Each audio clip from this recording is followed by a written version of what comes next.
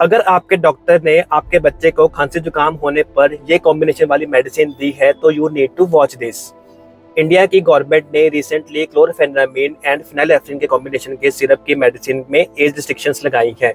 मतलब 4 साल छोटे बच्चों में अगर ये मेडिसिन देंगे तो उनके साइड इफेक्ट्स का रिस्क बहुत बढ़ जाता है और बच्चों में दिमाग और दिल में भी असर करती है। ये मेडिसिन उस टाइम दी जाती है जब बच्चे का नोज ब्लॉक हो या फिर बच्चे का नोज बह रहा हो।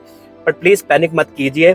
अगर आपके डॉक्टर ने ये मेडिसिन दी है तो बिना घबराए अपने डॉक्टर से पूछिए क्या ये मेडिसिन मेरे बच्चे के लिए जरूरी है।